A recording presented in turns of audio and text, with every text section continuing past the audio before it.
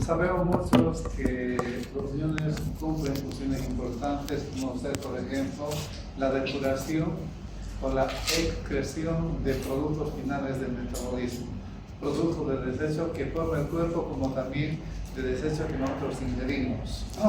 Pero sobre todo, ¿cuál es la función más importante de los riñones? Mantener estable el medio interno. ¿A través de qué? Es decir, el mantenimiento del volumen y la composición electrolítica estable de los líquidos corporales es muy importante para que haya una buena homeostasis. Por lo tanto, los riñones cumplen funciones importantes. Y vamos a ir desglosando poco a poco las funciones importantes, ¿no? Una función importante sería, por ejemplo, la excreción de productos finales del metabolismo. La excreción de productos finales del metabolismo. ¿Cuáles son los productos finales del metabolismo? La urea, la creatinina, el ácido úrico, la bilirrubina, metabolitos de hormonas. Hay múltiples sustancias. La urea es el producto final del metabolismo de los aminoácidos, ¿no? La creatinina del metabolismo muscular. El ácido úrico del metabolismo de los ácidos nucleicos. Por lo tanto, se van a eliminar múltiples sustancias que se consideran un desecho del metabolismo. Entre ellas, lo más importante es, por ejemplo, la urea. Acá tenemos la urea, o urea puede decir, ¿no? La urea, la creatinina. Entonces ustedes tienen que, para valorar a un paciente, siempre pedir urea y creatinina para ver la función renal, ¿no? A todo paciente internado siempre se le pide para ver si el paciente está entrando en buenas condiciones o está ingresando a la internación con valores alterados que estén de alguna manera corroborando si el paciente está ingresando con una insuficiencia renal. Otra función importante sería la regulación de la presión arterial. Entonces, una segunda función, y acá vamos a ver nosotros ahí en la ¿no? Entonces acá tenemos una segunda función, sería la regulación de la presión arterial. Poder directamente abreviado, regulación de la presión arterial. La presión arterial, nosotros ya habíamos visto en el capítulo 1 que había un sistema llamado sistema de los vasoreceptores que podía, a través de un mecanismo de retroalimentación, mantener estable la presión arterial. ¿No es así? Los receptores que se encontraban en algunas arterias. Pero también los señores tienen la capacidad de regular, mantener y controlar la presión arterial. Y esa presión arterial lo hace a través de la excreción de sodio y de agua. Entonces, cuando se pretende controlar la presión a largo plazo, se debe excretar el sodio y el agua. Entonces, la eliminación de volúmenes de sodio y de agua permite que la presión baje. Pero también se pueden eliminar sustancias vasoactivas, como la renina y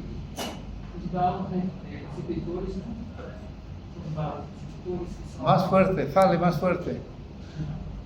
Receptores. Sí, vasoreceptores, sí. Muy bien, entonces acá tenemos la excreción de sodio, de potasio, de unas sustancias vasoactivas como son la renina. La renina, la angiotensina 2 también. Son sustancias vasoactivas que permiten el control, sobre todo a corto plazo. Bien, otra función importante sería mantener el equilibrio ácido básico. Por lo tanto, será una función la regulación o el control del equilibrio ácido básico. Entonces, Sabemos nosotros que la respiración permite el control del balance ácido básico, o también las sustancias proteicas en la sangre, líquidos corporales y los sistemas Buper o Vapor que van a llevar ustedes en bioquímica. Pero el Señor tiene una capacidad importante sobre la excreción de dos tipos de ácido que ningún otro órgano puede eliminar, y sería el ácido sulfúrico y el ácido fosfórico. Entonces acá tenemos el ácido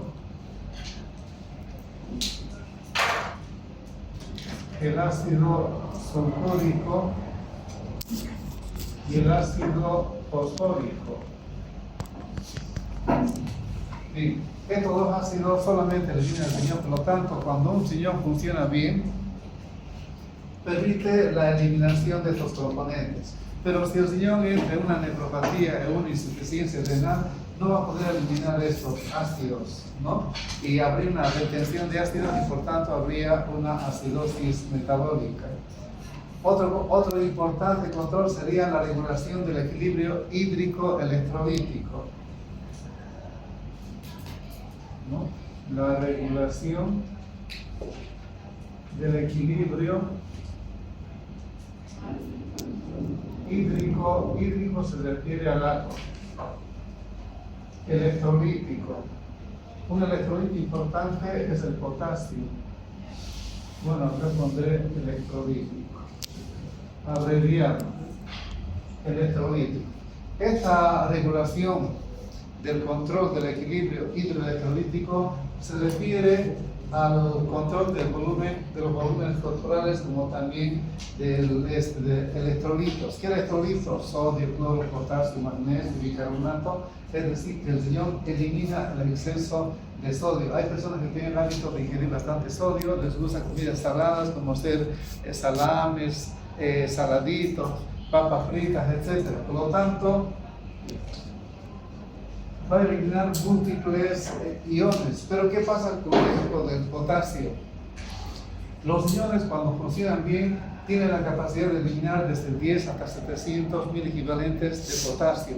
Pero si funcionara con el 50% de las nefronas, solamente podría eliminar 350. Si habría una eliminación de 3/4 partes del 75%, solamente podría eliminar 175. Así, en la medida en que la función renal va reduciéndose, entonces podrá eliminar menor cantidad de potasio. Por eso que cuando un paciente llega a emergencia con insuficiencia renal, llega con potasio muy elevado. ¿Por qué? Porque no puede eliminar, ¿no? Y al no poder eliminar, se va a concentrar el potasio. Y ustedes saben que una hiperpotasemia que puede producir una arritmia cardíaca, ¿no? Bien, por eso que los riñones deben estar bien, porque los riñones tienen la función de mantener estable el equilibrio hídrico-electrolítico, es decir, los volúmenes corporales como también la composición electrolítica. Solamente pongo ahí el potasio. Sabemos que hay múltiples electrolitos. Otra función importante sería la producción de eritrocitos. Entonces tenemos la producción o la síntesis de eritrocitos. Los eritrocitos, conocidos como glóbulos rojos o hematíes para los brasileños, hemácias, estos eritrocitos van a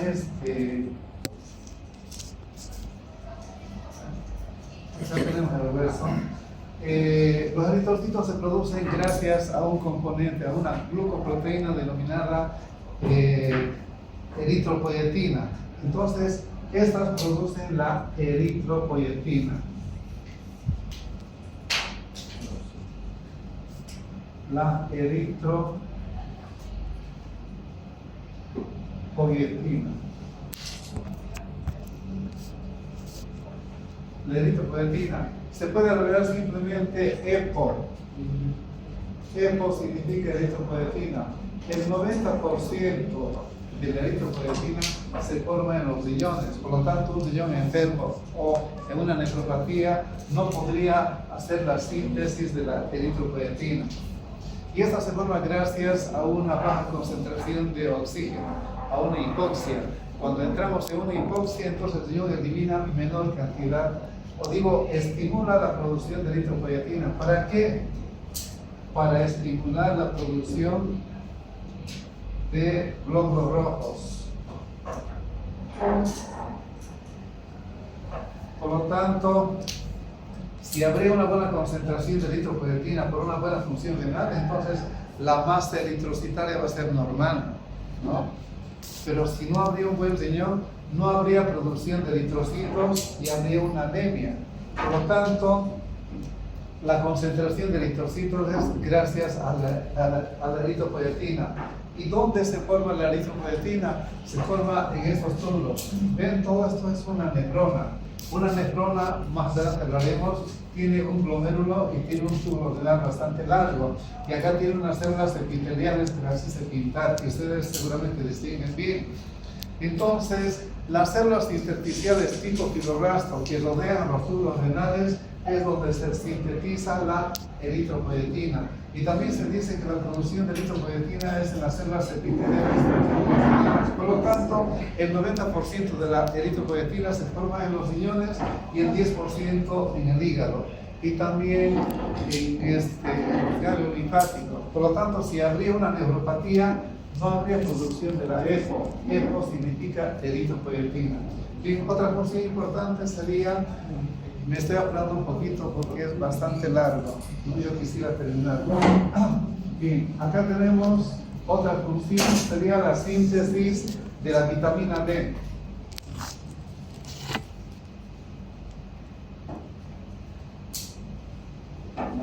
Síntesis de la vitamina D. Pero esta vitamina D es algo complejo, o simplemente diremos vitamina D activa o calcitriol.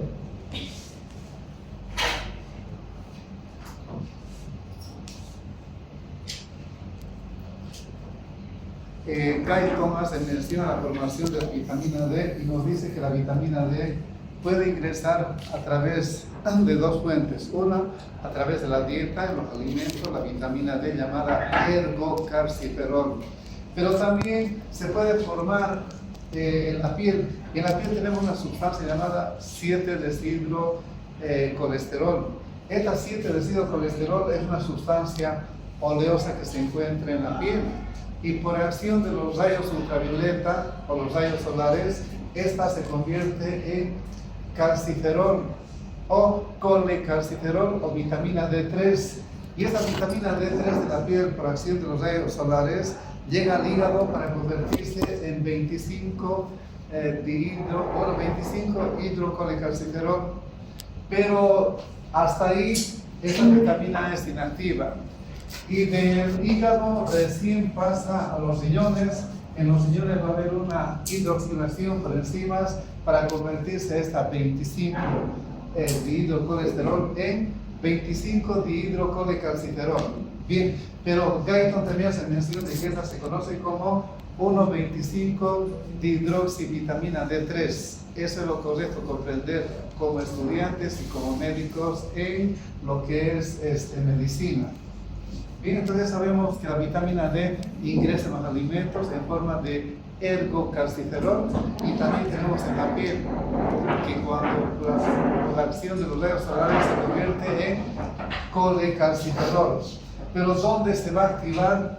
En los riñones. En los riñones se activa. ¿Y qué hace la vitamina D? Absorbe calcio, también secundariamente absorbe fosfato. ¿Para qué el calcio? El calcio que se absorbe es para que se deposite en los huesos. Es decir, va a haber una mineralización en la remodelación ósea. ¿Qué significa esto? De que el hueso es un tejido dinámico, es un tejido bastante activo. Cualquiera diría que es un tejido muerto, no, es un tejido que está en constante cambio. Las células osteoblastos construyen hueso, osteoclastos destruyen hueso, como aprendieron en histología. Por lo tanto, La vitamina D, conjuntamente la PTH, sobre todo la vitamina D, va a permitir el depósito del hueso. ¿Para qué? De calcio en el hueso. ¿Para qué? Para que el hueso sea fortalecido, sea sólido, para que haya una buena masa ósea. Porque si no habría una masa ósea adecuada, que es gracias a la vitamina D, que permite la absorción del calcio y el depósito, entonces el hueso sería, como ocurre en los que tienen la enfermedad de la osteomalacia o del raquitismo por falta de vitamina D. O también puede haber lo que se llama la osteoporosis. Cuando no hay calcio que se deposita, entonces el hueso es poroso, que hoy en día hay una incidencia muy elevada de osteoporosis. Bien, entonces vemos aquí también hay otra función que se llama la gluconeogenia. Y la gluconeogenia significa glucosa, neo, nueva, genia, génesis, formación nueva de hidratos de carbono, de glucosa, pero a partir de sustancias que no sean hidratos de carbono. Esa función sería la gluconeogenia.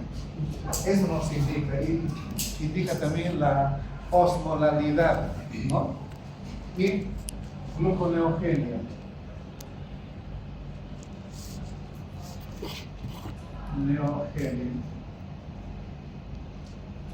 Bien, entonces, ¿qué pasaría si habría una nefropatía o una insuficiencia renal?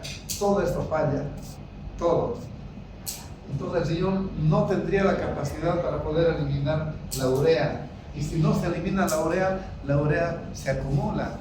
¿Y qué va a provocar? Puede provocar una encefalopatía urémica. El paciente llega como en coma a la emergencia. ¿Por qué? Por la acumulación excesiva de urea y por tanto muy cerca de la muerte, ¿no? O puede haber una creatinina muy elevada, o de lo contrario el paciente viene con presión alta, una presión alta secundaria como consecuencia de la retención de líquidos y de sodio, es decir, que el paciente se dematiza y aumenta la presión, pero es una presión secundaria por una insuficiencia renal. O de lo contrario puede venir con una acidosis, o puede llegar con una hiperpotasemia con riesgo de hacer un evento cardiovascular, en este caso puede haber una arritmia cardíaca. O el paciente está pálido. ¿Por qué? Porque no está produciendo eritropoyetina, porque la encargada de producir la EPO o la eritropoyetina son los riñones. Bueno, y así hemos visto la vitamina D también, que puede producir osteodistrofias renales. Bien, como verán ustedes, el riñón cumple múltiples funciones homeostáticas y que nosotros debemos comprender eso. Todos los médicos deben tener un conocimiento suficiente para comprender lo que es la función renal y las repercusiones que esta pueda tener. Bien, entramos a la parte anatómica, la anatomía funcional. Ahí tenemos los riñones. Los riñones son dos órganos pequeñitos que más o menos alcanzan al tamaño de un puño cerrado, que se encuentra en la parte retroperitoneal, en la parte posterior del abdomen. Si nosotros hacemos un corte de arriba hacia abajo, vamos a ver hacia el riñón, fíjense ustedes, pero veremos más adelante que se va a apreciar mucho mejor ahí, fíjense ustedes. Toda la parte que ven, la parte externa, es la corteza. Por lo tanto, el riñón tiene dos partes, ¿no?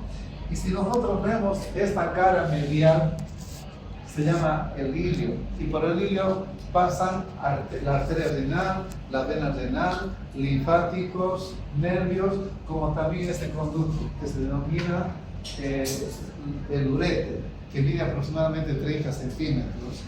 Pero si nosotros nos fijamos con detalle, aunque se ve mucho mejor acá en la diapositiva, en sentido inverso, voy a trazar una línea de delimitación entre la corteza y la médula, porque los riñones tienen dos partes importantes, ¿no? Una sería la corteza, acá tenemos la corteza, y la parte central sería la médula, ¿no? Bien, entonces la corteza renal y la médula renal. La corteza renal, si ustedes se fijan, tiene, yo no voy a añadir más, hubiese querido poner otro color más ahí, pero ahí que se quede. Entonces la corteza renal mide 1 centímetro, y ¿qué es lo que tiene? tiene unas esferitas denominadas, estas esferitas son estas, que sería el globérulo, pero todo el conjunto se denomina nefrona. ¿Qué es la nefrona? Es la unidad funcional operativa del riñón. Estas nefronas están aproximadamente entre 800.000 y 1.000.000 de nefronas por cada riñón. Cada riñón tiene 1.000.000 de nefronas. Y a partir de los 40 años, estas se van degenerando. Cada año se pierde o se degenera el 1%. De modo tal que cuando el paciente llega a los 50 años, ya perdió el 10%. Cuando llega a los 60 años, ya perdió el 20%. A los 70 años, el 30%. A los 80 años, piensen en sus abuelitos, en sus padres, etc. A los 80 años, el paciente ha perdido casi la mitad de las nefronas, ¿no? Pero la enfermedad, la edad, los traumatismos, etc., pueden producir mayor daño. Por lo tanto, se están reduciendo y estas ya no se regeneran, las nefronas. Entonces acá tenemos una nefrona. Pero si nosotros, bueno, ¿qué más podemos ver acá? Vamos a ver lo siguiente. Que acá en la corteza tenemos unas nefronas. Y estas nefronas acá se aprecian mucho mejor. En realidad, la nefrona está en esta forma. Fíjense ustedes, todo entrelazado. Esta es una nefrona. La parte amarilla que ven, esos tubos amarillos, es esto de acá, el túbulo renal, que tiene una porción proximal, una ADGM, una porción distal, la porción distal. Pero acá no se distingue bien. En cambio, acá lo hemos extendido con fines didácticos para que se pueda apreciar bien. Porque si ustedes quieren aprender fisiología renal, primero tienen que aprender toda la estructura. Porque si no saben la estructura, ¿qué van a hablar? Porque es bastante extenso. Por lo tanto, para comprender fisiología renal, tienen que comprender bien esto que es la nefrona, que es la unidad funcional. ¿Y cuántas nefronas hay? 1.000.000 de nefronas por cada riñón. Por lo tanto, en la corteza, que mide 1 centímetro, tenemos muchas nefronas corticales y nefronas yuxtamedulares. El 70% de las nefronas, o 2/3 partes, se encuentran en la corteza y tienen asa corta. ¿Sí? Entonces, vuelvo a la otra para ver, fíjense ustedes, toda esa parte de color café y la parte de color rosado, esta parte rosada es la médula y esta parte de color café es la corteza. En toda la corteza tenemos un tipo de nefronas y estas nefronas, no veo bien otra vez, estas nefronas, fíjense, tienen asa corta. Estas son las nefronas corticales porque se encuentran en la corteza. Pero si ustedes se fijan acá, cerca de la parte externa de la médula, hay otro tipo de nefronas, un segundo tipo de nefronas, que son más o menos del 20 al 30%, son las nefronas yuxtamedulares. No es yuxtaglomerulares, es yuxtamedulares. Tiene un asa de gene bastante larga. Y esta de acá es una nefrona yuxtamedular, un asa de gene bastante profunda, que vamos a ver acá en esta diapositiva, por ejemplo. Acá tenemos todo lo que ven de color rojo, son los capilares peritubulares, que vamos a ver enseguida de eso. Y estos capilares peritubulares están descritos, estos son los capilares peritubulares, ¿no? Entonces acá tenemos los capilares peritubulares. Y para que se comprenda mejor, entonces ponemos acá capilares peritubulares. Bien, los capilares peritubulares, así, pero está, como han visto, está todo entrelazado. Está tan entrelazado que esta porción que vemos acá, que se llama la mácula densa, en realidad aparece donde, acá, entre esta arteriola y la otra. Esta se denomina arteriola aferente y otra eferente, que luego hablaremos, ¿no? Aunque usted por histología ya lo aprendieron, ya lo sabe, pero vamos a ver nosotros desde el punto de vista funcional, no desde el punto, bueno, al mismo tiempo desde el punto de vista histológico, que ustedes ya lo aprendieron ya. Bien, entonces hemos visto que Estas nephronas pueden ser corticales y pueden ser medulares, pero debemos tomar en cuenta lo siguiente, que la cantidad de sangre que llega al riñón se llama flujo sanguíneo renal. Entonces, el flujo sanguíneo renal equivale al 22% del gasto cardíaco. Ustedes saben que el gasto cardíaco es 5 litros cuando una persona está en reposo. Entonces, el 22% sería 1100 ml. 1100 ml de flujo sanguíneo renal, de los cuales el 99% llega para la corteza. Del 98 al 99% va para la corteza, y para toda la médula es apenas el 1%. Pero la médula, ¿qué tiene? Volvemos para ver la parte renal. ¿Qué tiene la médula? Si ustedes aprecian, acá tenemos una especie de pirámides, ¿no? Se llaman las pirámides renales o las pirámides de Malpighi, que pueden estar en un número de 8, 10, 12. Acá cuántos tenemos? 1, 2, 3, 4, 5, 6, 7, 8. 8 pirámides de Malpighi, que tienen una base que está en relación con la delimitación entre la corteza y la médula, y en el otro extremo está la papila, ¿no? Y lo que ven de azul son los conductos colectores que van a drenar la orina ya formada, donde a través de la papila, que tienen poca irrigación, como hemos indicado. Y estas papilas van a desembocar en unas estructuras conocidas como cálices. Acá tenemos los cálices. Estos son los cálices.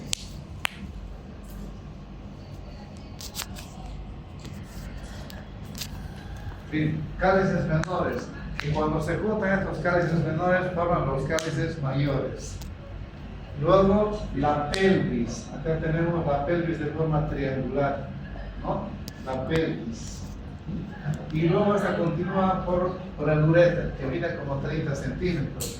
La pared de estas estructuras, conocidas como cálices menores, cálices mayores, pelvis y uréteres, son contráctiles, producen el peristaltismo, ¿no? ¿Para qué? Para permitir que el flujo de la orina vaya a depositarse en la vejiga y no vaya en sentido contrario. Cuando una persona se aguanta de orinar o tiene algún problema de la próstata o algo, la orina puede volver, porque si hay una excesiva retención de orina, esa orina cuando uno se aguanta puede volver, porque hay una válvula entre los uréteres y la vejiga que puede volver, y si vuelve cada vez puede provocar inclusive una infección. Toda infección a nivel del riñón es grave, ¿no? Se llama pielonefritis. En cambio, una infección de la cistitis o de la vejiga no es tanto. Con un buen tratamiento pasa, pero lo otro en personas que tienen baja inmunidad es peligroso, en el embarazo, en las personas diabéticas, etc. Por lo tanto, tiene que haber en un sentido conocido como el peristaltismo de la orina, gracias a las paredes contráctiles. Bien, ¿qué pasa cuando la orina? Yo voy a adelantar bastante acá para hablar brevemente sobre esto. Ahí tenemos la orina. Bien, es bastante amplio el capítulo, pero lo más importante que voy a hablar. Entonces, ustedes fíjense que la orina fluye, y acá tenemos la vejiga. Acá no había la vejiga.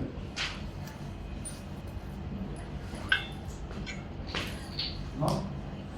La vejiga,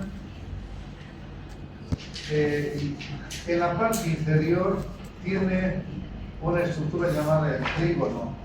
Este trígono tiene 3 vértices, y acá desembocan los uréteres, ¿no? Ahí desembocan los uréteres. Esta parte tiene una cara lisa, en cambio el resto tiene una cara rugosa, dependiendo en qué momento se encuentra. Bien, y cuando se llena de orina, como verán ustedes acá en ¿qué va a pasar cuando se llena de orina? O sea, progresivamente la orina se va llenando en la vejiga, como verán acá en esta parte. Y en la medida que va llenándose, aumenta el volumen de la sangre y va a haber un estiramiento de las paredes, una tensión de la pared. Esa pared está constituida por un músculo llamado músculo detrusor, ¿no? Que tiene fibras entrecruzadas. Entonces, en la medida que se va acumulando la orina, entonces va a aumentar la tensión de las paredes y va a llegar a un cierto límite, ¿no? Donde la tensión es bastante, que puede llegar a 50-60 milímetros de mercurio, y esto va a generar un umbral, es decir, va a llegar a un umbral y de pronto se va a desencadenar el reflejo de la micción, ¿no? Entonces, el reflejo de la micción es un reflejo medular autónomo, pero también hay centros importantes que se encuentran en el tronco cerebral y en el encéfalo, conocido como centros facilitadores y centros inhibidores, ¿no? Pero cuando estamos hablando de la estructura, acá en la parte, si nosotros vamos acá, vamos a ver el cuello o la uretra posterior. La uretra posterior mide como 2 a 3 centímetros. Ahí se encuentra un esfínter llamado el esfínter interno. Cuando hay deseo de orinar, ese esfínter interno no se puede controlar porque es músculo liso. Pero un poquito más abajo está el diafragma urogenital, que este es el esfínter externo. Este es el esfínter externo. Este esfínter externo está formado por músculo somático, músculo esquelético, por lo tanto nosotros podemos manejar con nuestra voluntad, pero la parte interna no. Por lo tanto, cuando viene el deseo de orinar, uno puede controlar el esfínter externo a través de un nervio llamado nervio pudendo. Pregunta de examen. Bueno, en realidad hay muchas preguntas de examen. El nervio pudendo inerva, pero ¿de dónde viene el nervio pudendo? Ustedes de alguna manera han visto ya en anatomía que el hueso del sacro tiene 5 segmentos, sacro 2, 3, 4, sobre todo 3, 4, este es donde se encuentra. Bueno, es una parte importante que cuando emergen estos nervios van a formar con la unión de un plexo sacro, un nervio, van a poner 2 tipos de fibras, sensitivas y motoras. Y estas por el nervio pélvico, que este nervio pélvico va a dar una rama llamada el pudendo, que va a llegar a controlar este esfínter. Entonces, cuando uno tiene el deseo de orinar por este reflejo de la micción, no lo hace en cualquier parte. Uno se aguanta, no puede hacer pipí en cualquier parte. Entonces nosotros controlamos ese esfínter externo, porque está bajo nuestra voluntad del control. Y luego iremos al baño para ir a hacer el vaciamiento de la vejiga. Bien, había indicado que había centros facilitadores y centros inhibidores. Estos centros son muy importantes, porque cuando uno quiere controlar hay centros inhibidores, pero cuando esos centros inhibidores están dañados uno no puede controlar. Con una mínima cantidad de orina acumulada ya hace pipí de rato en rato, como es en el caso de la vejiga neurógena sin inhibición. Bien, con eso creo que se comprende esa parte. Ahora vamos a ver lo siguiente. Ahí fíjense el riñón. Hemos indicado que hay arterias, que hay venas, linfáticos. ¿Qué pasa? Aquí hay una arteria importante. ¿Cómo se llama esta arteria? Que baja por el abdomen. Arteria renal. La aorta y la renal. Y cuando ingresa la renal, en el riñón se va a ramificar. Y cuando se ramifica, fíjense ustedes, se va a distribuir por todo el parénquima renal, pero las arterias vienen de esta manera. Estas arterias que se han ramificado vienen por acá y va a formar esa arteria llamada arterias interlobulares. Y estas arterias interlobulares van a formar las arterias alciformes, y las arterias alciformes van más hacia la parte externa de la corteza, formando las arterias interlobulillares. Y las venas van en sentido contrario, ¿sí? Pero estas arterias interlobulillares están conectadas con estas Fíjense ustedes que tenemos una nefrona, están comunicadas, por lo tanto van a dar unas ramas a estas arterias que son delgaditas, son arteriolas. ¿Qué arteriola? La arteriola aferente. Por lo tanto, acá tenemos la arteriola aferente. El flujo de la sangre ingresa, como ven en la corteza, ingresa por la arteriola aferente. ¿Dónde? Al glomérulo renal. Entonces acá tenemos la arteriola aferente.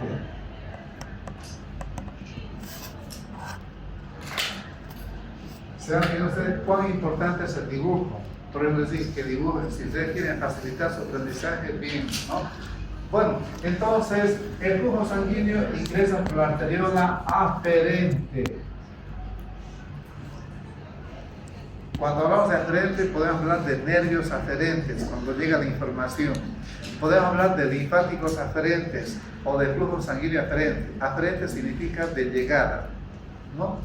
Y eferente de salida. Bueno, en este caso, el flujo sanguíneo renal llega a través de la arteriola aferente, donde en la parte distal va a dar lugar a la formación de los capilares. Estos son los capilares glomerulares. ¿Por qué? Porque se encuentran en el glomérulo. El glomérulo tiene una cápsula llamada la cápsula de... Muy bien, la cápsula de Bowman. Esta es la cápsula de Bowman.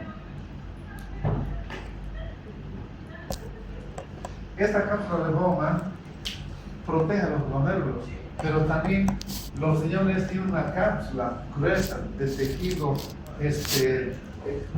conectivo denso, a manera de protección. De igual manera la cápsula de Bowman. Pero dentro de la cápsula de Bowman vamos a ver capilares, llamados capilares glomerulares, que van a formar una red o un penacho de capilares. Estos capilares están como anastomosados, ¿no? Y acá los capilares glomerulares tienen lugar lo que se denomina la filtración glomerular. Acá va a ver la filtración glomerular, como han visto en el título. Filtración glomerular. ¿Qué significa eso? Que el plano sanguíneo, cuando pasa por los capilares, cuando pasa por los capilares glomerulares, se va a filtrar, es decir, va a atravesar la pared de los capilares y el líquido sale. Y ustedes saben muy bien que acá hay una presión denominada presión hidrostática. Entonces acá tenemos la presión hidrostática glomerular. ¿Y qué hace la presión hidrostática? Capítulo 25. Hemos indicado de las fuerzas de Stirling, inclusive hice una prueba de la medición de fuerzas. Entonces la presión hidrostática, en este caso la presión hidrostática ejerce una filtración capilar. ¿Hacia dónde? Hacia el espacio de Bowman. Pero cuando la presión hidrostática es 60 milímetros de mercurio. Pero también tenemos proteínas. Y las proteínas, ustedes saben que ejercen una presión. ¿Qué presión? ¿Qué presión ejercen las proteínas? Presión coloidosmótica, la otra fuerza, ¿no? Por lo tanto, la presión coloidosmótica se opone a la filtración glomerular. ¿Y esta presión osmótica qué hace? Hemos indicado que del intersticio atrae hacia el vascular. Entonces acá tenemos que, en este caso ya no hay intersticio, estamos hablando ya del espacio de Bowman. Del espacio de Bowman viene acá, que atrae ese líquido hacia los capilares. Esta se denomina la presión coloidosmótica y se pone con la letra Pi. Se llama la presión coloidosmótica. Bueno, no hay espacio para que ponga. Ya sabemos que la letra Pi del alfabeto griego significa presión coloidosmótica. Muy bien. Por lo tanto, ¿cuánto será la filtración glomerular? 125 ml por minuto. Entonces la filtración glomerular es igual a 125 ml por minuto. ¿El día cuántos minutos tienen? Tienen 1440 minutos. Por lo tanto, en un día se va a filtrar 180 litros. 180 litros. ¿Y nosotros cuánto orinamos? 1,5 litros o 1,400 litros. Entonces tenemos 1,5 litros en 24 horas. Bien, entonces la filtración glomerular es igual a 125 ml. Esta filtración tiene lugar en los capilares glomerulares, en una red de capilares. Por eso que acá hice el dibujo para que puedan comprender mejor. En estos capilares hay glóbulos rojos, hay plaquetas, hay leucocitos, hay proteínas, ¿no? Ya saben las características. Y toda la cantidad de líquido que se filtra tiene la misma composición del plasma sanguíneo. En el plasma sanguíneo o en el líquido extracelular, ¿cuánto es la cantidad de sodio? ¿Cuánto es la concentración 140. del sodio en el extracelular? 140. Muy bien, acá tenemos sodio 140, 142, ¿no? Entonces, se filtra el sodio, es 142, el potasio 4.2, el bicarbonato 28, el cloruro 108. Por lo tanto, la concentración de líquido filtrado es la misma que del plasma sanguíneo. Se va a filtrar todo eso, tiene la misma composición, pero las proteínas no atraviesan, ¿no? Las proteínas, la pared de estos capilares no es permeable para las proteínas, por lo tanto las proteínas no se van a filtrar, porque si se filtraran aparecerían en la orina.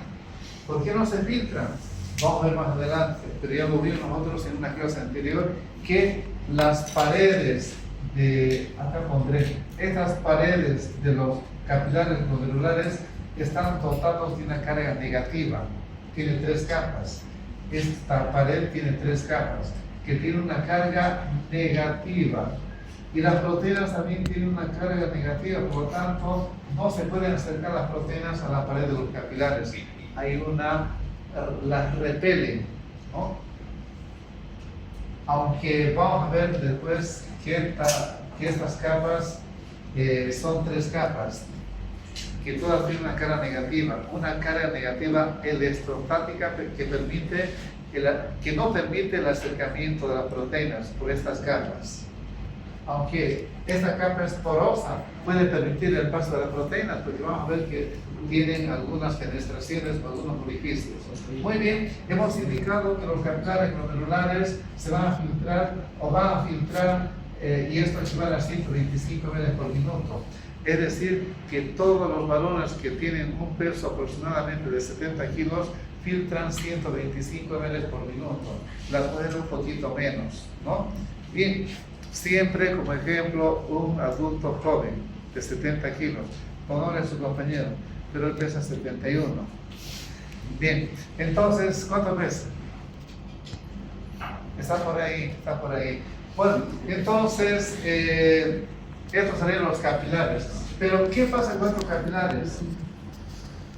Los capilares terminales o los más distales se van a juntar y van a salir, se juntan o coalescen y van a salir por otra arteriola. ¿Cómo se llama esa arteriola? Arteriola eferente.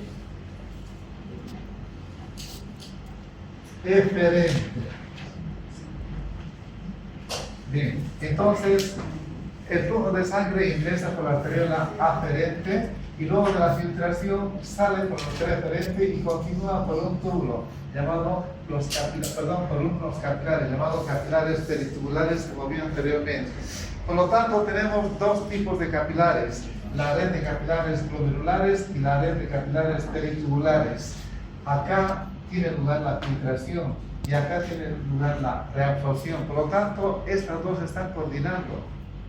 Si no coordinarían y habría una falla de un 10% de la reabsorción, entonces una persona podría orinar un poco más, si habría un poco de falla. Por lo tanto, tiene que haber una cierta coordinación entre lo que es la filtración glomerular y la reabsorción. Después hablaremos de qué es la reabsorción.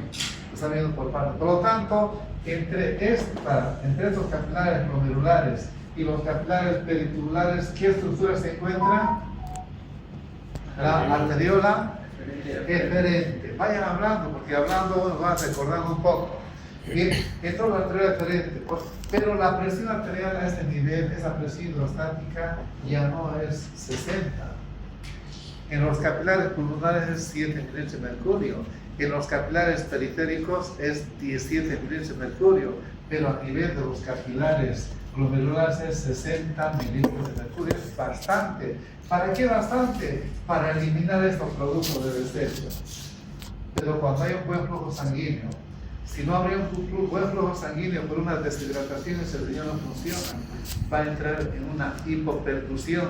Y si esta deshidratación continúa y se acentúa más, va a llegar a una situación donde baja la presión demasiado por bajo volumen, y cuando baja demasiado el paciente se va a choquear, va a haber un shock circulatorio, y cuando llegue a ese estado hay que reponer cuanto antes, pero si pasaron varias horas ya va a ser demasiado tarde, no va a reaccionar el paciente.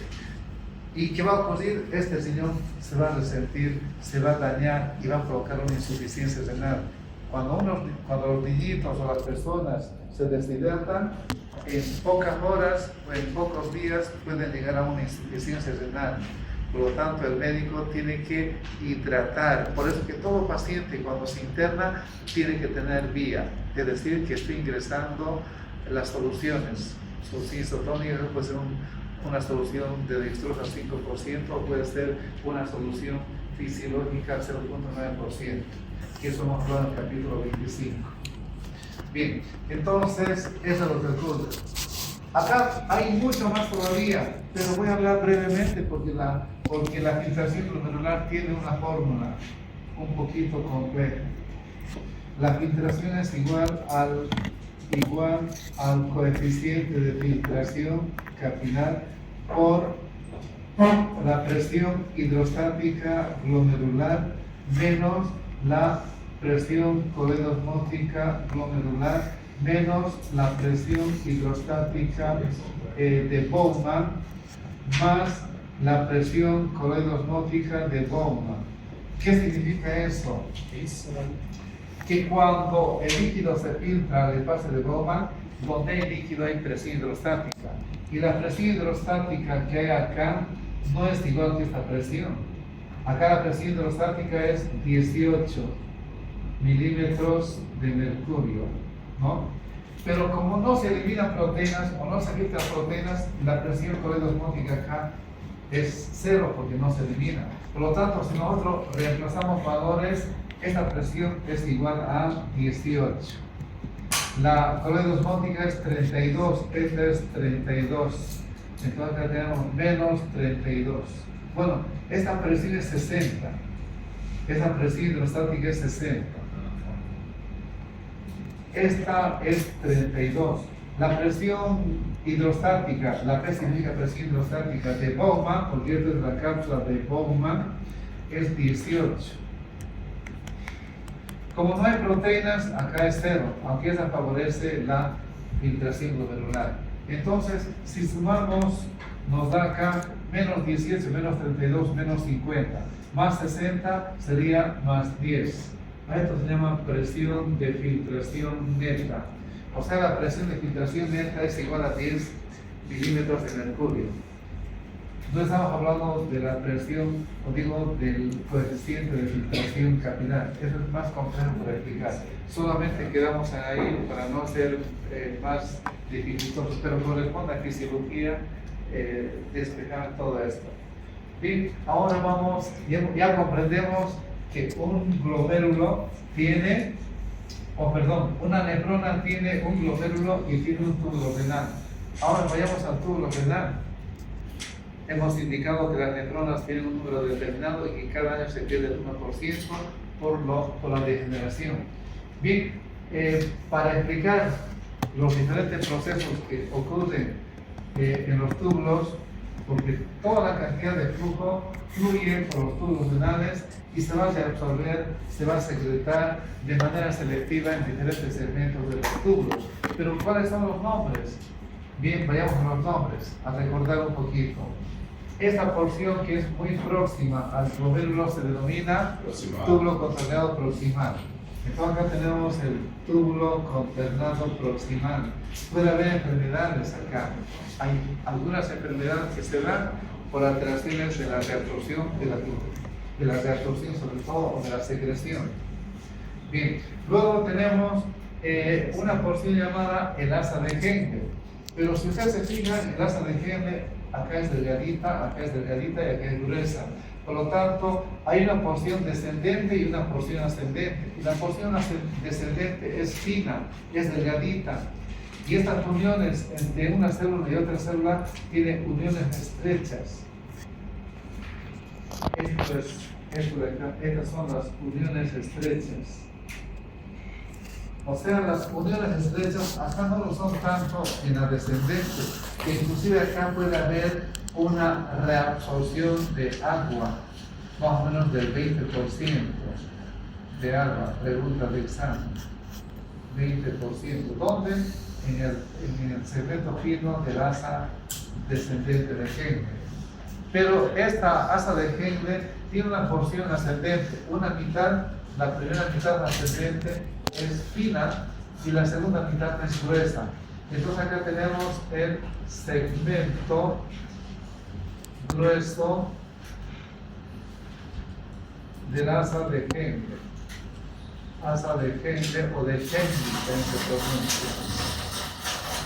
Entonces, ahí tenemos, este es el segmento grueso del asa de Henle. Esto tiene mucha importancia conocer, porque a este nivel actúan los diuréticos. ¿Qué diuréticos? La furosemida. Me adelantaré un poquito porque sé que me va a faltar tiempo. Porque si colgo y hablo rápido, probablemente no me entiendan, ¿no? Bien, entonces acá actúa un diurético llamado diurético furosemida.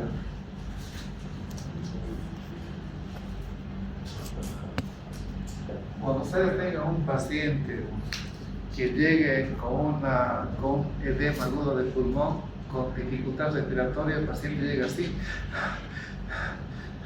y más rápido, no puede respirar, le falta aire. ¿Por qué? Porque los alvéolos que tienen aire ahora se llenaron, se inundaron de agua. No hay una buena hematosis, no hay un buen intercambio, porque el agua impide, por una congestión, por una acumulación de líquido en los pulmones. Entonces, cuando el paciente llega a emergencia, administramos un diurético, el más potente de todos. Este diurético se llama diurético de asa. ¿Por qué de asa? Porque actúa a nivel del asa de Henle. Bueno, vayamos con calma. Estoy adelantando un poquito por si el tiempo nos faltara. Luego de eso, llegamos del asa de Henle, llegamos a una estructura pequeñita que se llama la mácula densa. Entonces, de color verde. Acá tenemos la mácula densa, que es una placa de células. Mácula densa. Esta es la mácula densa. ¿Dónde se encuentra? Se encuentra al final del segmento grueso del asa de Henle o al inicio del túbulo contorneado. ¿Qué sería? Muy bien, túbulo contorneado distal. Pero este túbulo contorneado distal, para mejor comprensión, lo dividimos en dos partes, en dos porciones. Acá voy a hacer una línea que divida, ¿no? Entonces acá tenemos una primera porción. Esta es la primera porción. Y esta de acá sería la segunda porción. Porque esa segunda porción tiene otro tipo de células. ¿Y qué células? Se llaman las células intercaladas. Estas células circulares son las células intercaladas. Que hay células intercaladas tipo A y tipo B. ¿No? Tipo A y tipo B. Pero también tenemos estas células de acá, se llaman las células principales. Entonces acá ponemos células principales.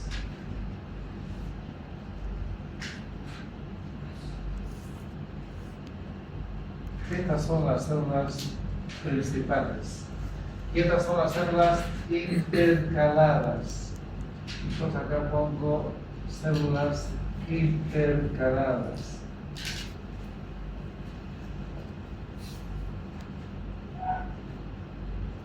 Células intercaladas. Tipo A, tipo B.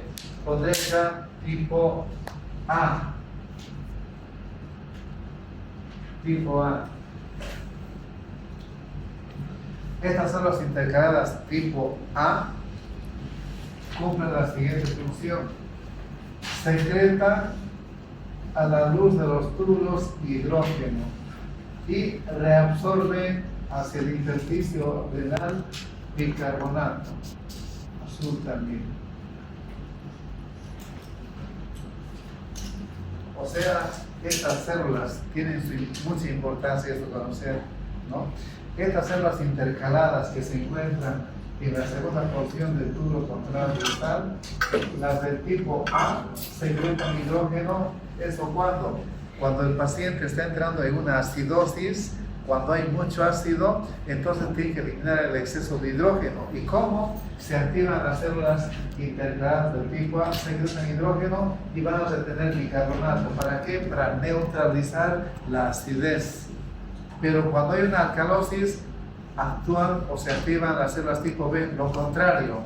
Ya no van a secretar hidrógeno. Ahora, como hay una alcalosis, van a secretar el exceso de bicarbonato y van a reabsorber hidrógeno. Por eso estos son este tipo A.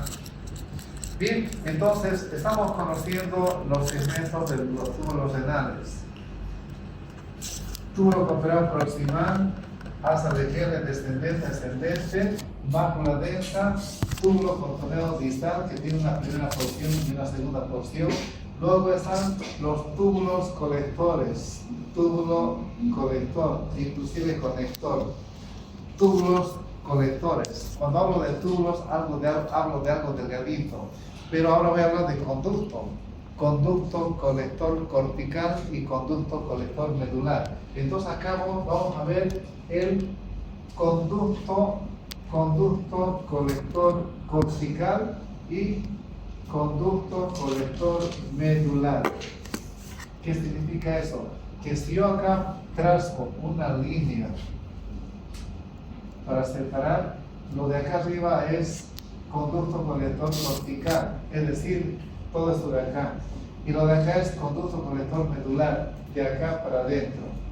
Porque hemos visto cómo están más alto en la diapositiva anterior, cómo están las nefronas, que unas son corticales y otras son juxtamedulares. Bueno, entonces eso hemos indicado. Bien, ahora sí, ya comprendemos todos los túbulos renales. Bien, hemos hablado también un poco de la filtración glomerular. Hablaremos sobre el sistema llamado sistema renina-angiotensina-aldosterona, que tal vez ustedes se acuerdan algo. ¿Se acuerdan algo del sistema renina-angiotensina-aldosterona? Sí. Ya. Bien, eso sirve en histología, ¿no? Renina, angiotensina, aldosterona. Vamos a hablar sobre eso. Pero, ¿cómo funciona esto? Cuando una persona se deshidrata, como ser un niñito que tenga diarrea, que tenga vómitos, un sobrinito, un hermanito de sed que tenga en la noche pérdida de líquidos, se va a deshidratar. En ocasiones, la diarrea es copiosa, abundante, 2, 3, 4 deposiciones a uno lo deja bastante deshidratado, ¿no? Entonces las mucosas se secan, el pliegue se hace presente, etc. Y a veces la madre dice de muy incomodora, no, mejor mañana lo llevaré al médico. Pero a veces las horas son determinantes, ¿no? Entonces hay que hidratar, aunque sea por vía oral, hay que hidratar cuanto antes, no se olviden, esa es la primera medida que debemos tomar nosotros, hidratación, porque si este paciente no se hidrata, ¿qué pasa si pierde mucho líquido? El volumen sanguíneo desciende, se reduce el volumen sanguíneo, por lo tanto la presión arterial baja, y cuando baja la presión arterial, el mecanismo de los vasoreceptores se activa. ¿Y qué va a producir? Vasoconstricción. Por lo tanto, va a haber vasoconstricción cuando uno pierde líquidos. Y cuando hay vasoconstricción, hay menor flujo sanguíneo. Este flujo sanguíneo de antes era el 22% para una persona adulta, ahora es menor. Por lo tanto, la filtración va a ser menor, ya no va a ser 125, ¿no? Y este flujo que se filtró, porque tiene que filtrarse para eliminarse estos productos que siguen acumulando. Entonces viene por acá y acá es donde se absorbe el sodio, ¿no? ¿Por qué digo sodio? Porque esta mácula densa es una placa de células epiteliales que tiene una alta sensibilidad a la concentración del sodio. Es decir, cuando el sodio fluye por el segmento de asa de Henle, acá tenemos el sodio, cuando fluye el sodio, pero cuando su concentración del sodio está baja, esta célula se activa. La mácula densa se va a activar, pero hemos indicado que la mácula densa se encuentra, esta es la mácula densa. Entonces, las células de la mácula densa se encuentran entre la arteriola aferente y la arteriola eferente, porque hemos indicado que las neuronas están todas entrelazadas, todas entremezcladas, ¿no es así? En cambio, acá está de manera suelta, extendida, fácil para comprender, porque no se podría aplicar en una neurona que esté toda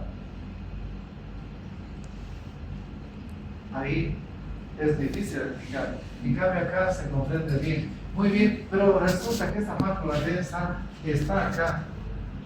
Por lo tanto, acá vamos a hablar del sistema llamado del aparato yuxtaglomerular. Recordando un poquito. El aparato yuxtaglomerular tiene tres tipos de células, pregunta de examen. Células de la mácula densa, células yuxtaglomerulares. Esta arteriola aferente y la arteriola eferente tienen células yuxtaglomerulares. Estas también son células yuxtaglomerulares. Estas células yuxtaglomerulares, en su interior, fíjense ustedes, dice un pintadito de color verde, almacenan renina. Hay un reservorio de renina, que es una sustancia vasoactiva, cable de la renina, fíjense ustedes. Bien, entonces, y acá en el foro vascular de los glomérulos, acá tenemos células. Estas células se denominan células mesangiales. O ustedes han aprendido también células de los. Estas células mesangiales, estos tres tipos de células en conjunto se conoce como aparato yuxtaglomerular. Aparato yuxtaglomerular.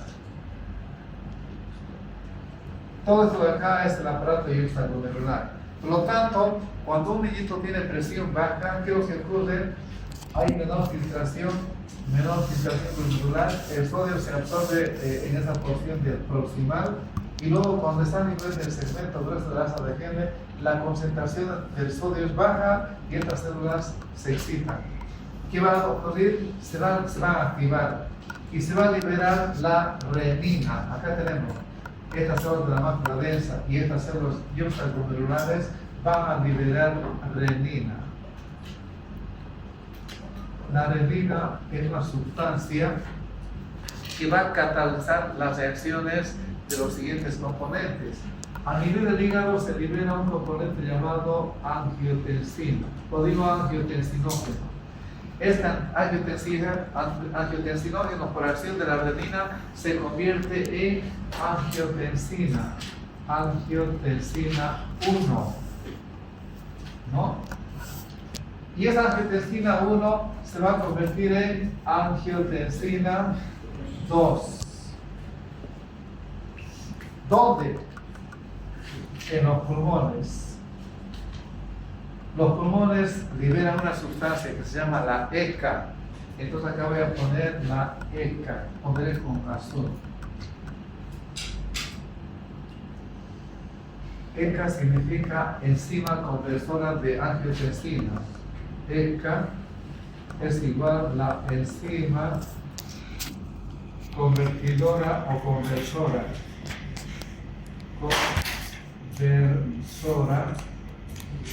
de angiotensina. Bien, entonces la ECA es la enzima conversora de angiotensina. Por lo tanto, la angiotensina 1 se convierte en angiotensina 2. Esta angiotensina 2 es un potente, es el responsable de muchos problemas de los ictus cerebrales, de los eventos cardiovasculares. Cuando la presión sube demasiado puede provocar ceguera, puede provocar daños renal, puede provocar arritmias, etc. Entonces, esta es la responsable. Es un potente, es un poderoso vasoconstrictor. Estamos hablando solamente de una función en este momento, tiene varias funciones. Entonces, esta angiotensina 2, cuando se forma, va a llegar a una glándula que se encuentra en el polo superior de los riñones. ¿Cómo se llama esta glándula? Glándula suprarrenal, que tiene una corteza y una médula, que mide de 3 a 4 gramos, o pesa de 3 a 4 gramos. Y esta capa de color verde, una capa de la corteza, porque también tiene médula en la parte central, esta va a formar una proteína denominada aldosterona. Y entonces acá tenemos la aldosterona.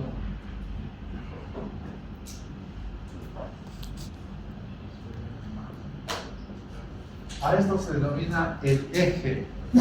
Renina, angiotensina, aldosterona. Apenas es media plana o menos de media plana, ¿no?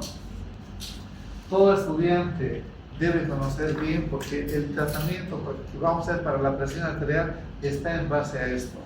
Por eso yo les dije en una clase anterior, traigan medicamentos o traigan el nombre de medicamentos para que probemos.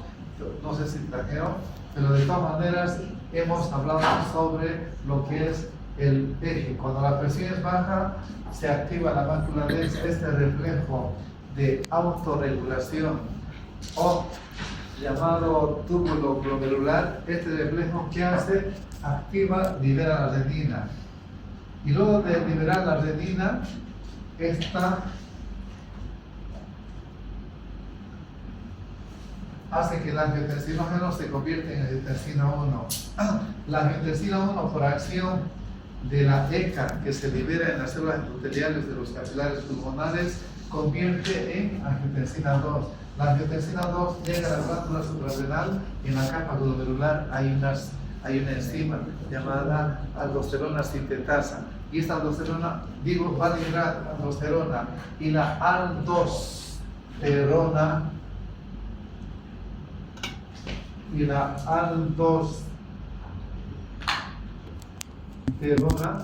va a actuar a nivel de las células principales. ¿Dónde se encuentran las células principales? ¿Dónde se encuentran las células principales? Tiene que saber dónde se encuentra la mácula densa. ¿Dónde se encuentra la mácula densa?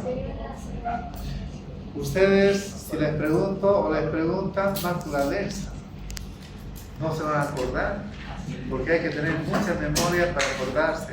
Pero si se fijan en la gráfica, yo he venido sin ver, les cuento, pues no tengo tiempo, ¿no? ¿Saben qué me ayuda? El gráfico. Si ustedes quieren aprender, aprendan por gráficos. Entonces, ¿dónde se encuentra la mácula densa? Se encuentra al inicio del túbulo contorneo distal. ¿Dónde se encuentran las células principales? En la segunda porción del túbulo contorneo distal.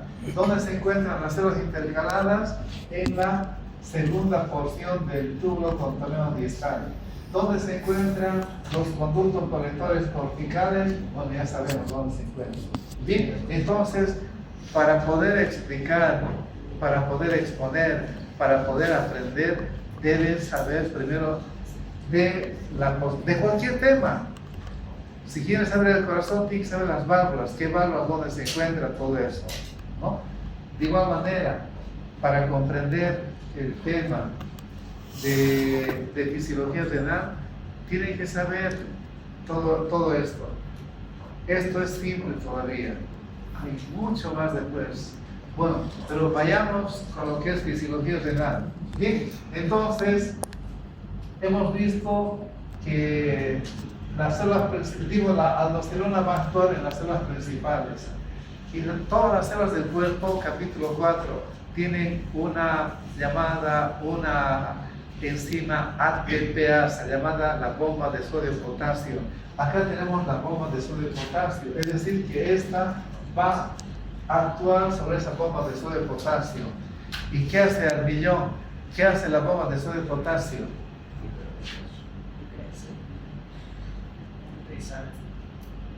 ¿Qué hace la bomba de sodio y potasio? Extrae 3 moléculas de sodio y va a introducir a la célula 2 moléculas de potasio. ¿Quién va a activar esto? La aldosterona. Donde va el sodio, de manera pasiva le persigue el cloruro. Entonces, por lo tanto, se va a mover el cloruro. Donde va el sodio, ¿quién va? El agua. Entonces, por ósmosis, porque aumenta la osmolaridad. Acá aumenta la osmolaridad, hemos indicado nosotros en un capítulo que la ósmosis va de un medio de baja concentración de solutos a un medio de alta concentración de solutos. Como el sodio está saliendo, entonces sale el agua. Acá tenemos el agua. Por lo tanto, las células principales de la segunda porción del tubo contrario distal van a excretar sodio, cloro y agua. Es decir, va a haber una retención, porque se estaba eliminando, pero va a haber una retención de sodio. ¿Dónde se va a retener? En esto de acá. Esto se llama el intersticio renal. O sea, va a ir al intersticio renal el sodio y cloro. Por lo tanto, si habría mucha aldosterona, habría mucha retención. Pero ¿qué más va a haber acá? Este potasio se va a eliminar, se va a excretar el potasio. Entonces la función de la aldosterona es retener sodio, cloruro, agua y eliminar y excretar potasio. Entonces, tanto potasio que se elimina o se excreta puede hacer una hipopotasemia en una alteración conocida como síndrome de Cohn, porque hay un exceso de aldosterona. O también puede haber una reducción de aldosterona produciendo el síndrome de Addison. Bueno, entonces hemos visto acá la acción de las células principales, ¿no? A través del sistema. Ahora acá viene lo que yo les decía. Han averiguado algunos los parientes que tengan presión alta y qué nombres tienen en mente. Tal vez me puedan ayudar ahora. Medicamentos que utilizan los parientes para la presión alta. ¿Qué utiliza? Misoprolol. Ya, muy bien. Vamos a ver enseguida eso. Otro medicamento que sepan que sus parientes estén utilizando. Carvedilol, también lo mismo, lo que he indicado anteriormente. Otro, el carvedilol es un beta bloqueante, solamente actúa a nivel del corazón, a nivel de los receptores beta 1, son cardioselectivos. Bien, no forman parte de este sistema, por eso era que me han preguntado, bueno, ¿se acuerdan? Furosemida no es un antihipertensivo. Bien, ¿alguien allá? Los sartán, bien. ¿Alguien más? Los sartán, también. ¿Usted tiene parientes que tal vez tengan presión alta? Tiene, lo que pasa es que no se enteró. Porque de cada 4 personas, uno es hipertenso, ¿no? Peor en las personas de edad avanzada. Bien, entonces, los sartán, ¿cómo actúan los sartán? Todos los sartanes vienen con la terminación sartán llamado ARA2. Acá pondré ARA2. ARA2. ¿Qué significa eso? A significa antagonista de los receptores de angiotensina 2. Si usted ve que esta angiotensina 2 va a interactuar, acá va a ser un vaso sanguíneo. Y estos vasos sanguíneos tienen unos receptores para angiotensina. Por lo tanto, esta angiotensina que se ha liberado va a interactuar con esta. Entonces, la angiotensina 2 va a venir acá y va a interactuar con ese receptor. Por lo tanto, los ARA2 que hacen impiden esta unión. Pero se llaman antagonistas. Bloquean esta interacción entre la angiotensina 2 y los receptores, porque cuando interactúan va a haber una vasoconstricción y la presión sube.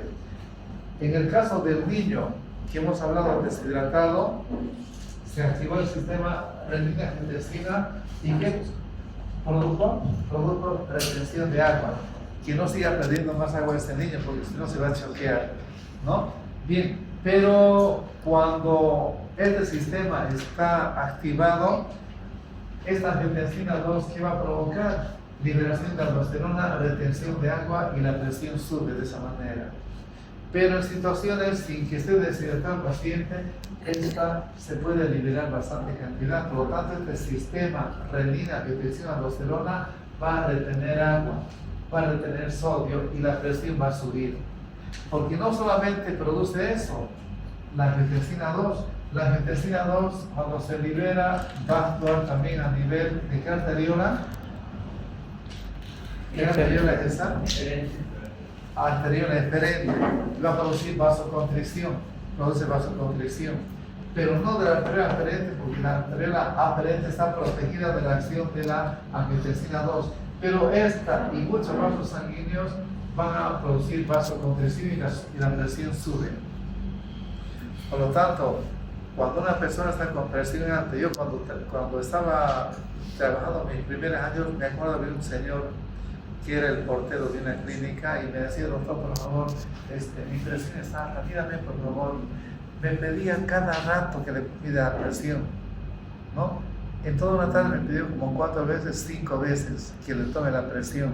O sea, ese hombre no vivía, paraba estresado, paraba traumado con la presión, porque seguramente sabía que la presión termina en una embolia, en un accidente vasculocerebral, ¿no? En un ictus cerebral, en cualquier tipo de problema cuando la presión es alta, porque hay varios tipos de presiones. ¿Por qué? ¿Por qué es responsable la angiotensina 2? Porque no solamente va a actuar a nivel de la glándula liberando aldosterona, sino que también va a activar esto para que suba la presión, y a veces bastante. Y también va a activar la angiotensina 2, igual que la aldosterona, en la bomba de sodio y potasio. ¿De quién? Del túbulo controlado proximal, de las células del asta de Henle, de las células distales. También va a reabsorber sodio y agua y cloro. No quiero poner flechas para no hacer un garabato, ¿no? Bien, entonces la angiotensina 2 hace todo eso.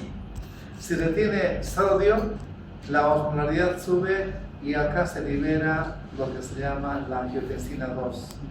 ¿Dónde se encuentra? En el hipotálamo. Hay un núcleo llamado núcleo supraóptico y paraventricular que libera y se va a almacenar esta angiotensina, o digo esta hormona antidiurética en la hipófisis posterior, la llamada neurohipófisis, ¿no? Y que tiene su acción a este nivel. Bien, me adelanto un poquito para poner la hormona antidiurética. Acá ponemos la ADH, hormona antidiurética. Hormona antidiurética. ¿Dónde actúa? A este nivel. Acá también. ¿Y cómo actúa? Va a formar unos tubos, unos túbulos. Y por acá normalmente está fluyendo, o sea, en el procesamiento de la formación de la orina, cuando llega a los túbulos urinarios, el agua viene por acá y el agua va a ser reabsorbida. ¿Por qué? Por la hormona antidiurética. Esto, para que les explique, es bien complejo. Solamente con palabras sencillas decirles de que la hormona antidiurética reabsorbe agua. ¿Para qué? Cuando una persona hace un deporte, corre como 10 kilómetros y cuando corre perdió mucha agua. y cuando perdimos mucha agua se concentra el líquido extracelular, va a haber una mayor osmolaridad y ¿qué va a tener? Sed, ¿no es así? Va a tener sed, ¿por qué? Porque aumentó la osmolaridad y esta aumenta o permite la liberación de esa hormona antidiurética. ¿Para qué? Para retención del agua. Entonces la hormona antidiurética actúa de esa manera, como consecuencia de la acción de la angiotensina 2. Por lo tanto, la angiotensina 2 retiene bastante agua, es vasoconstrictora y es un poderoso vasoconstrictor. Cuando hay personas con presión alta, debemos atacar a eso. ¿Y con qué vamos a atacar? Debemos bloquear ese sistema. ¿Qué sistema? Sistema renina, angiotensina, aldosterona. Si voy a este paso no voy a terminar. Sistema renina, angiotensina, aldosterona. Bien, ¿qué medicamentos damos? Los ARA2, como indicó su compañera. Dijo los sartán, pero todo lo que termina en sartán es ARA2. Olmesartán, candesartán, telmisartán, candesartán, hay muchos, valsartán, hay muchos, todo lo que termina en sartán es antihipertensivo. Por eso quería que traigan nombres, pero seguramente se olvidaron. Les había dicho con anticipación. Bien, entonces ya sabemos que los ARA2 actúan de esa manera, impiden la interacción entre la angiotensina 2 y su receptor, porque en los vasos sanguíneos hay receptores, por lo tanto nosotros debemos utilizar este tipo de fármacos o de lo contrario utilizar IECAs. ¿Qué significa IECA? Acá. Inhibidor. ¿De qué? De la ECA. ¿Y cuáles son los inhibidores de la ECA? Todo lo que termina en pril. Captopril, lisinopril, ramipril, quinapril, ¿no? Hay muchos, lisinopril, todo lo que termina en pril, y el que más se utiliza es el enalapril. Como no han traído, tampoco van a comprender. Bien, entonces, los priles, ¿qué hacen los priles? Captopril, lisinopril, quinapril, ramipril, lisinopril, etc. ¿Qué hacen? Inhiben a esa, no bloquean para que se libere. Por lo tanto, la angiotensina 1 ya no puede convertirse en angiotensina 2. ¿Por qué? Porque está bloqueada la ECA. Por eso son inhibidores. Y todos los priles van a inhibir. Por lo tanto, ustedes en el tratamiento de cualquier paciente hipertenso, lo que van a hacer es bloquear el sistema renina-angiotensina-aldosterona. ¿Con qué? Ya sea con ARA2 o con IECAs. Con lo que termina en pril o en sartán. Así se utiliza. Nos utiliza las dosis, pero ¿para qué dar las dosis? Lo voy a complicar. Yo me acuerdo casi la mayoría de los medicamentos, sus dosis. Bien, entonces ahí vemos la acción de los... Por lo tanto, en el tratamiento, ¿qué hacemos? Bloqueamos este sistema. Podemos bloquear la renina con alisquireno, es un fármaco que se está utilizando. Podemos bloquear la ECA con los IECA, con los priles. Podemos bloquear la acción de la angiotensina 2 para evitar esta interacción. Por lo tanto, podemos bloquear este sistema. Si bloqueamos este sistema, la presión controlamos. Si no es con un medicamento, con 2, con 3, con 4 o con 5 medicamentos. Cuando hablo con 4 o 3 medicamentos, estoy hablando otros medicamentos que se pueden añadir, como indicó su compañera. Ha indicado propanolol, hay muchos, metoprolol, propanolol, atenolol, nebivolol. Todo lo que termina en LOL es beta bloqueante, pero no actúa a este nivel, actúa a nivel, o sea, no permite que el corazón lata muy rápido, va a frenar la frecuencia cardíaca. La frecuencia cardíaca normal es 70, 72 latidos por minuto. Si la persona tiene taquicardia, entonces utilizamos unos medicamentos que también sirven para controlar la presión, pero como monoterapia, como medicamento solo, no es efectivo. ¿Quiénes son efectivos? Los que bloquean el sistema. ¿Qué sistema? Renina, angiotensina, aldosterona. Bien, pasamos a otro apartado. Ustedes en su práctica médica diaria van a practicar esto. Por lo tanto, aprendan en su momento, porque de lo contrario no van a aprender. No van a aprender. de eso. Se van a acordar de mí cuando pase el tiempo, cuando esté ejerciendo la profesión, cuando no sepan qué medicamento van a utilizar. Y si lo utilizan sin fundamento, cuando haya complicaciones, ¿cómo van a hacer? ¿No? Muy bien, entonces este tema es bastante importante en la formación académica del estudiante. Y esta es la mejor oportunidad porque con gráficos van a comprender bien. Con estos gráficos, así que traten de aprenderlo bien. Para la próxima clase pueden exponer entre tres estudiantes este tema. Si quieren un solo estudiante, dependiendo si quieren abarcar un poco más.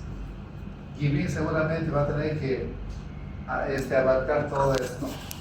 Bien, continuamos con esto.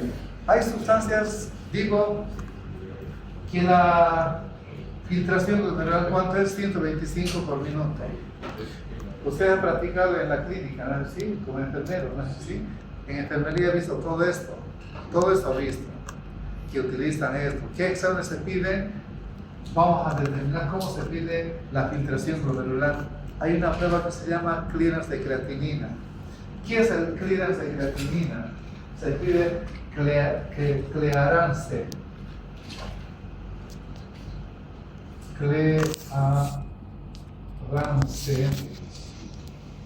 de creatinina.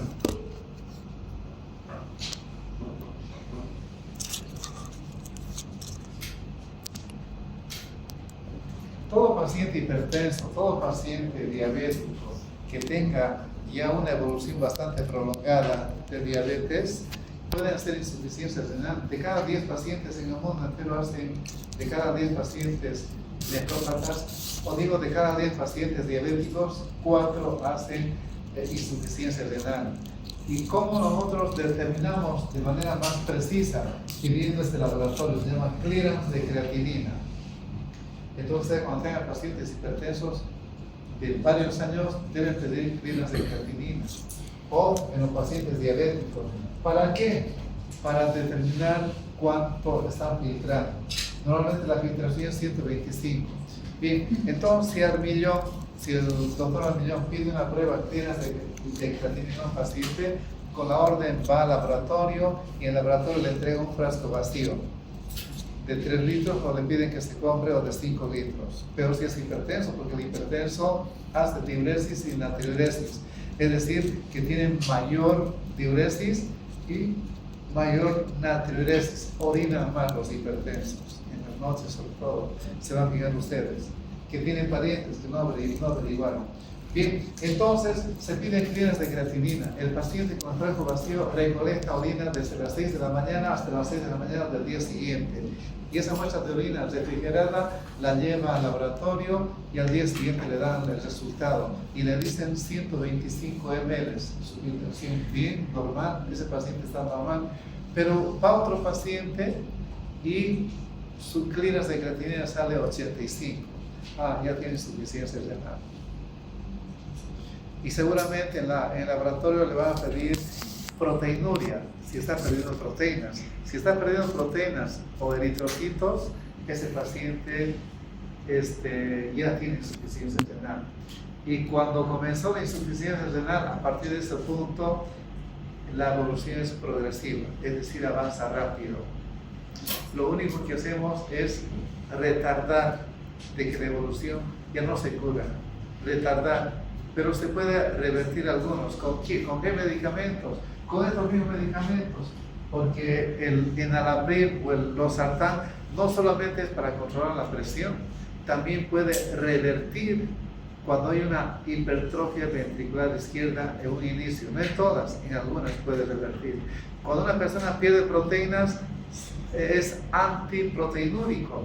El losartán, también el enalapril. Cuando una persona tiene insuficiencia cardíaca, también se pide.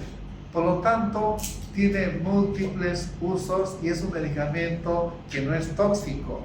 Es un medicamento que puede provocar un poquito de alergia o puede provocar algunas otras molestias, ¿no? Pero no es tóxico. Son buenos medicamentos. Por eso que se utilizan bastante, y se utilizan bastante. Por eso que ustedes tienen que tener dominio de este sistema renina-angiotensina-aldosterona. Y no me hagan quedar mal cuando suban a otros niveles. ¿Por qué? Porque creo yo que estamos explicando y con gráfico de manera bien clara, ¿no? Bien, al menos creo yo. Bien, entonces, creatinina. Por ejemplo, si él tiene 85 ml, ya tiene insuficiencia renal. Si le pedimos a él un clearance de creatinina y tiene 15 ml, o por debajo de 15 ml su filtrado glomerular, ya es una insuficiencia terminal de quinto estadio. Es decir, que esos riñones ya no cumplen esa función, ya no pueden eliminar, por tanto se acumula todo esto, se acumula sodio, potasio, etc.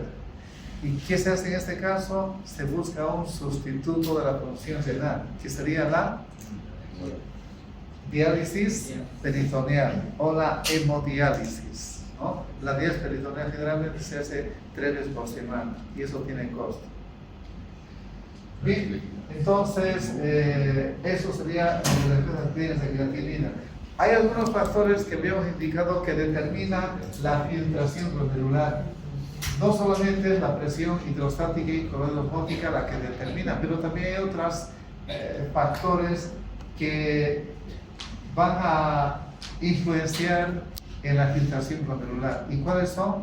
Son las sustancias vasoconstrictoras y las sustancias vasodilatadoras. ¿Cuáles son las sustancias vasoconstrictoras? Vasoconstrictoras. Sería la adrenalina, la noradrenalina, la angiotensina. 2.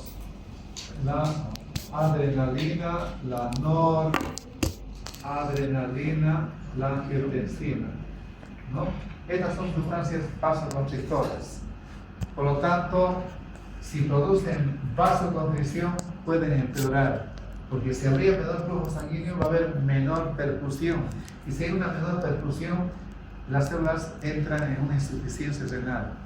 Peor si el médico o el paciente está utilizando sustancias nefrotóxicas.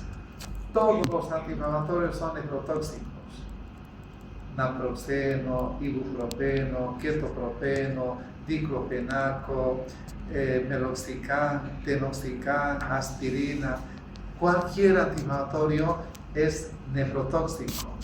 Y si usted utiliza 2 o 3 de estos componentes, pueden provocar un daño renal. Por lo tanto, uno tiene que tener cuidado con las indicaciones. Las indicaciones deben ser precisas, también con antibióticos, gentamicina, tobramicina, amikacina, son nefrotóxicos. Algunas cefalosporinas también son nefrotóxicos. Bien, entonces, nefrotóxicos, hay que tener mucho cuidado, hay que saber qué hace daño y qué no hace daño. El médico debe hacer las cosas bien y no hacer las cosas mal, ¿no? Por eso que el paciente acude a eso. Por lo tanto, uno tiene que tratar de emplear lo mejor posible y no hacer un escopetazo. Si hay una infección urinaria, no voy a dar 3 o 4 medicamentos para asegurarme. Si no le pesca un medicamento, le pesca el otro medicamento. Si no es efectiva con ninguno de las dos, con la tercera va a ser con la cuarta. Algunos por asegurar el tratamiento podrían indicar así, eso no es correcto. Las indicaciones son precisas, el mejor medicamento de acuerdo a las estadísticas. Bien, y para eso hay que conocer bien farmacología. No se comprende farmacología si no se conoce fisiología. No se comprende fisiopatología si no se conoce fisiología. No se comprende la medicina si no se comprende fisiología. Quien no aprendió en su momento, no van a aprender nunca más. Porque tiempo no va a haber. Usted tiene tiempo para leer anatomía, histología, embriología. No tienen tiempo, ¿no es así? Bien. Muchos leemos bajo presión. Y eso es lo mejor. Por eso que ustedes, cuando elijan docentes exigentes, para que puedan aprender más. Bien, entonces, continuamos. Bueno, hablaremos ahora de eso. Fíjense ustedes. Bueno, estamos hablando acá de los vasoconstrictores, también hablaremos en este caso de los vasodilatadores. ¿Para qué? Para Cuando hay un menor flujo sanguíneo, para que haya una vasodilatación, mayor flujo sanguíneo, hay normalmente vasodilatadores. ¿Qué son vasodilatadores? Acá pondré vasodilatadores. Son la bradicilina,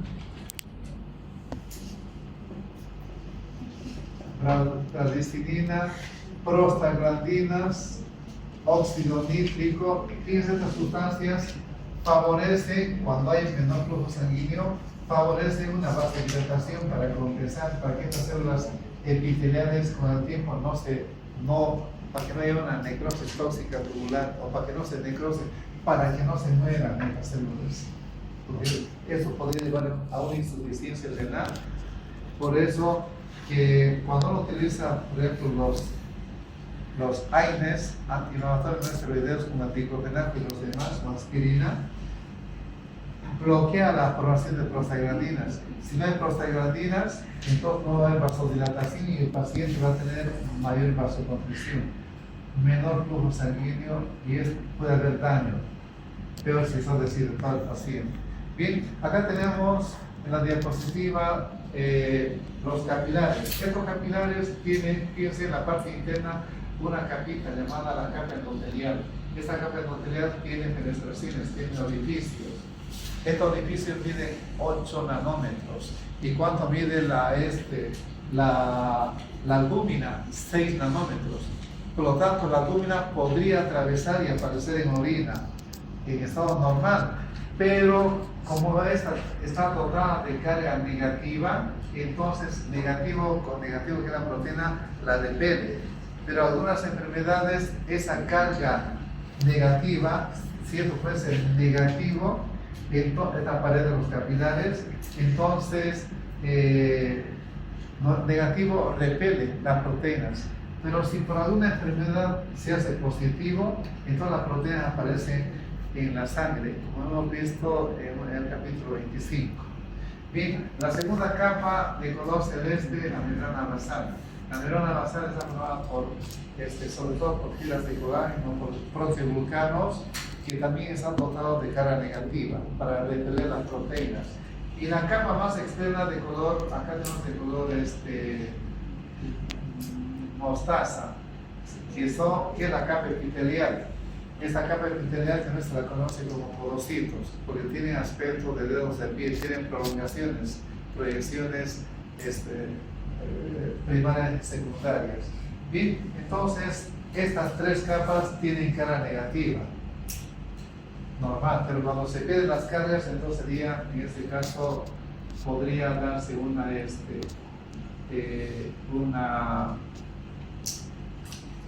pérdida de proteínas, que en el capítulo 25 vimos, ¿no? Bien, capítulo 25, tampoco se olviden, es un capítulo que les va a dar mucha base en el aprendizaje. Este es el sistema de retina, angiotensina, aldosterona. Bueno, ahora llegamos a esto de acá. Bien, hemos indicado, ¿cuánto tiempo tenemos? Es 8:15. No nos alcanza el tiempo, me apuro. ¿Ya? Bueno, entonces, acá tenemos, fíjense, esta pequeña parte que ven es esto que lo he ampliado: la luz tubular y los capilares peritubulares. Los capilares peritubulares, la luz. ¿Sí? Normalmente toda la carga filtrada de 125 ml por minuto y 180 litros por día, fíjense ustedes, de los 180 litros solamente eliminamos 1,5 litros. Pero ¿dónde se fueron los 180 litros? Estos 180 litros se van a transportar desde la luz de los túbulos renales, porque estos túbulos tienen segmentos de alguna manera selectivos para la absorción de diferentes componentes. Por lo tanto, el flujo del filtrado, cuando se transporta, ya sea por transporte primario o por transporte activo, primario, secundario, capítulo 4, o por difusión, ya sea difusión facilitada o difusión simple, entonces se va a transportar ¿dónde? Hacia los capilares peritubulares. ¿Por dónde van a ir? Se puede transportar, fíjense, a los capilares peritubulares a través de la célula o a través de las uniones estrechas, por vía transcelular o por vía paracelular. ¿Qué se va a transportar? Todos los elementos. Acá lo tenemos todo eso, pero el tiempo no me va a dar para poder explicar, ¿no? Ahí podemos ver nosotros cómo está por vía paracelular y por vía transcelular. Primero, en este borde, rapidito vamos a hacer. Acá tenemos la membrana vasolateral. Esta es la membrana vasolateral. Y esta es la membrana luminal que tiene bordes de cepillo. Entonces, para transportar cualquier sustancia o para reabsorber, porque los neutrales se podría perder, tiene que pasar por la membrana luminal, luego por la membrana vasolateral para llegar al intersticio y luego los capilares perifibulares. La bomba de sodio de potasio saca 3 moléculas de sodio e introduce ¿cuánto? 2 moléculas de potasio. Y este potasio se elimina, ¿no? Y el sodio llega acá al líquido intersticial, donde va a haber mayor osmolaridad por la salida un ligero incremento de la osmolaridad. Y donde va el sodio va el cloro, aunque el cloro de manera independiente pasivamente va a pasar acá, y el agua por ósmosis. El agua sabemos que acá va a ser menor que acá, ¿no? Acá ligeramente mayor, por eso que el agua va a difundir por ósmosis, donde al intersticio para llegar luego a los capilares perifibulares, de acá hasta acá. A esto se llama reabsorción.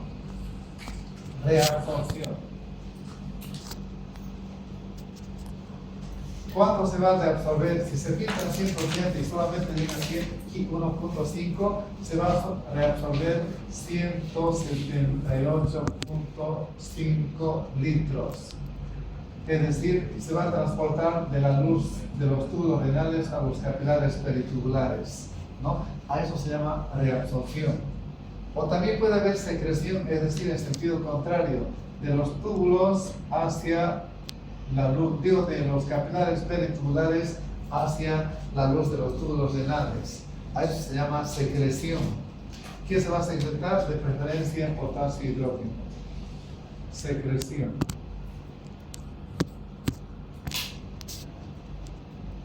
Potasio, hidrógeno. Cuando hablamos de la reabsorción, el 99% de todo lo filtrado se va a los capilares. Por lo tanto, la excreción es la suma de los 3 procesos. ¿Cuáles? De la filtración glomerular, donde comienza la formación de la orina, de la reabsorción, que cuantitativamente es intensa, y de la secreción, ¿no? Estos 3 procesos van a producir lo que se llama la excreción de la orina.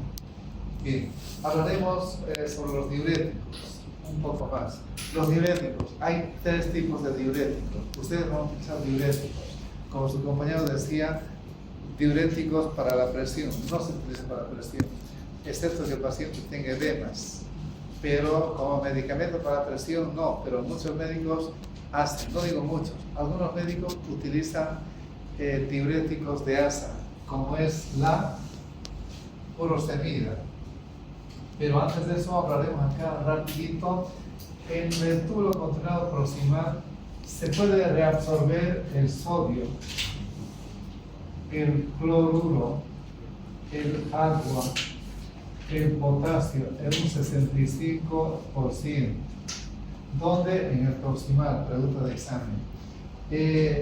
También se puede reabsorber aminoácidos y también se puede reabsorber glucosa, pero esos 2 componentes es al 100%.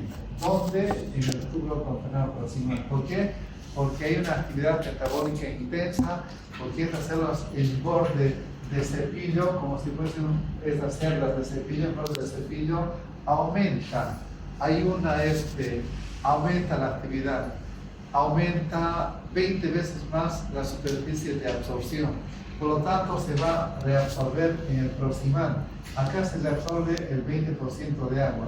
Y en el segmento grueso, acá hay proteínas transportadoras, y estas proteínas transportadoras van a filtrar o van a producir una reabsorción al líquido, al líquido renal o al intersticio renal, que reabsorbe sodio, cloruro y potasio. ¿Cuánto? 25%. Por lo tanto, el total de la filtración de sodio, cloro, potasio y magnesio, acá se va a reabsorber el 65%. Y de esta carga filtrada de estos componentes, acá se va a reabsorber el 25%. Por lo tanto, 65 más 25, ya 90%. Y acá, en la primera porción del tubo control proximal, también se van a reabsorber por otras proteínas como estas, pero estas proteínas son de sodio y de cloruro. ¿Cuánto? El 5%. Hasta acá hay el 95%. Bien, ahora, ¿qué hace la furosemida? La furosemida impide esta reabsorción, bloquea la furosemida. Por eso que la furosemida es el diurético más potente. Para los edemas, que hemos visto en el capítulo 25, es la furosemida la que se emplea. Pero si un paciente llega con edema agudo del pulmón, se puede indicar 2 ampollas de entradita. ¿Para qué? Para que el paciente pueda eliminar el exceso de líquido, porque está lleno de líquido en los pulmones, está muy congestionado, ¿no? Por eso que le falta aire, además de que tiene problemas, por lo general, cardíacos. Bien, entonces, la furosemida es un diurético de ASA, pregunta de examen. ¿Qué diuréticos de ASA son los más efectivos? Y luego solamente un medicamento para no complicar, sería la furosemida. Entonces la furosemida actúa bloqueando o inhibiendo estas proteínas transportadoras de sodio, cloro, potasio, el 25%. Y si bloquea este líquido filtrado, aparece en la orina del paciente, orina más, y no va a orinar 1,5 litros, orina 3 litros, 4 litros, 5, 6 litros, dependiendo de la dosis que se dé. Y es conveniente porque el paciente, como tiene tanto líquido, va a mejorar el paciente, no va a mejorar los diuréticos. Pero también tenemos diuréticos diacídicos, que podemos ver. Acá tenemos, y para eso me voy acá. Ahí tenemos los diuréticos. Acá tenemos los diuréticos tiacídicos. Estos diuréticos son tiacídicos. Y estos diuréticos tiacídicos